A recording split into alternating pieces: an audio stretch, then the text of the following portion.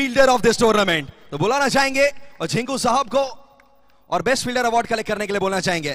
और झिंकू जी माइक्रोफोन के आगे बहुत अच्छे से बातचीत करते हैं, तो माइक्रोफोन भी बोलेंगे, आप उनको दीजिए, थमाइए और कुछ ना कुछ उनके साथ सुनेंगे जरूर। तो सुकांत और Jhinku, best fielder of this INTTUC Cup 2K25। Give a big round of applause for Jhinku. चले झिंकू जी माइक्रोफोन। तो झिंकू কেমন লাগলো টুর্নামেন্টটা খেলে, পুরো সকল টুর্নামেন্ট এবং এত রোদ কাল রাত থেকে খেলছো, অবশ্যই ব্যাটিং তরফ থেকে অতটা ভালো দেখতে পারলাম না, বাট ফিল্ডিং করলে অবশ্যই, বোলিংও দেখলাম, উইকেট কিপিং করতে হয়ে দেখেছি, পুরো টুর্নামেন্টের ব্যাপারে কি বলবে? কদিন আমি একটু চাপে ছিলাম, যাই হোক টুকাই টুর্নামেন্ট, আমি টুকাইকে রিকোয়েস্ট করেছিলাম ভাই না গেলে হবে না, টুকাই বলেছে আমার টুর্নামেন্ট, আমার মাঠের টুর্নামেন্ট, আসতেই হবে।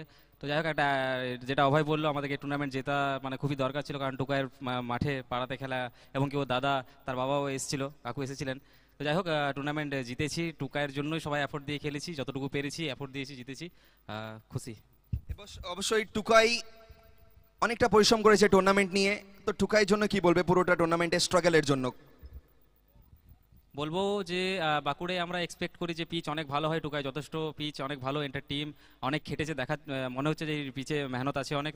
তাছাড়াও যেভাবে লাইট আর যেভাবে এরকম বাঁকুড়াতে খুব কমই টুর্নামেন্ট দেখা যায়। তো ওভারঅল আমি থ্যাংক ইউ বলবো সকল, শুধু টুকাইকে নয় সকল কমিটি মেম্বার্সকে, এবং আমার রিকোয়েস্ট থাকবে যেন এই টুর্নামেন্ট কন্টিনিউ হয়, আমরা প্রতি বছর আসবো খেলতে। Thank you so much Jhinku and best of luck. খুব সুন্দর মেসেজ পেলাম এখান থেকে।